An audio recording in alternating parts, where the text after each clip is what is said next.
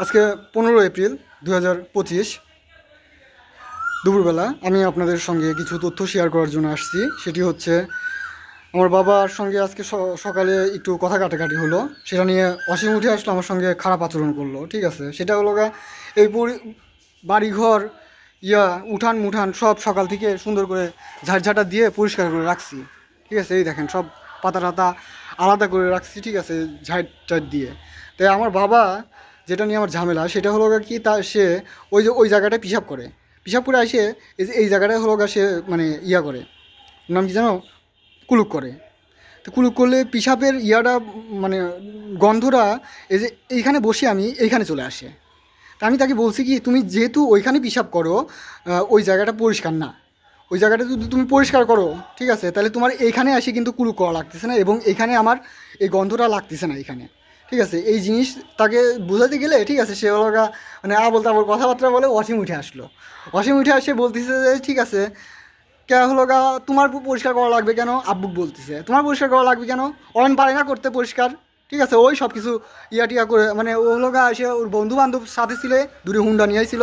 ওর বন্ধু বান্ধবের সামনে আমাকে ফাপড় দেখায় যে হলো দেখ আমার ছোট বড় ভাইকে আমি কীভাবে ফাপড় মারি। ঠিক আছে, সেই জিনিসটা ও বুঝাইলো। আচ্ছা, আর একটা হলো সেটা নিয়ে ঝামেলা হয়ে যায়। তো কিন্তু একটা আমি আজকে কোনো রকম করলাম না, আমি তার ওর সঙ্গে কোনো কথা কাটাকাটি করলাম না কিন্তু আজকে ভাই। ঠিক আছে, সেই জন্যই আজকে নয়তো আর একদিনকার মতো যেরকম পাকাটি গেছিলো, ঠিক আছে, ওরকমই কিছু একটা সৃষ্টি হচ্ছিলো আজকেও। ওরকম ব্রেন কিন্তু প্রতিদিন মনে করেন যে বাড়িঘরের ভিতরে, ঠিক আছে, বাপ ভাই ফুপু চাচা, ঠিক আছে, আপু, এগুলো দিয়ে কিন্তু সৃষ্টি করা হয়।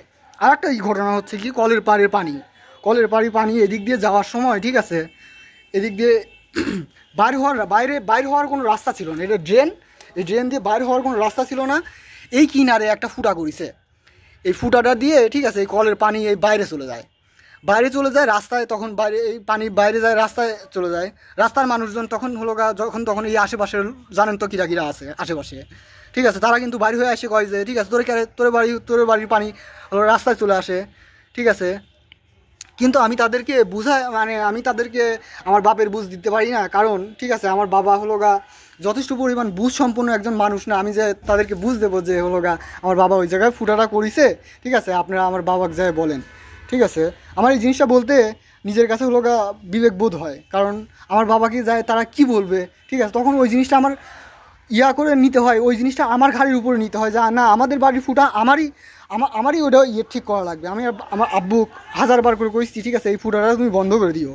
ঠিক আছে, সে কিন্তু এই ফুটাটা বন্ধ করতেছে না। ঠিক আছে, এই রকমভাবেই, ঠিক আছে, ঝামেলা সৃষ্টি করা থাকে, একদম ঝামেলা সৃষ্টি করা থাকে। সেই সব জিনিসগুলো হলো মনে করেন যে বিভিন্নভাবে, একবার বাপেক দিয়ে, একবার আত্মীয় স্বজনক দিয়ে, একবার হলো পাড়া প্রতিবেশীর লোকজনক দিয়ে, ঠিক আছে, এই বাস্টার্ড লটির বাচ্চা কিন্তু এগুলো করাচ্ছে।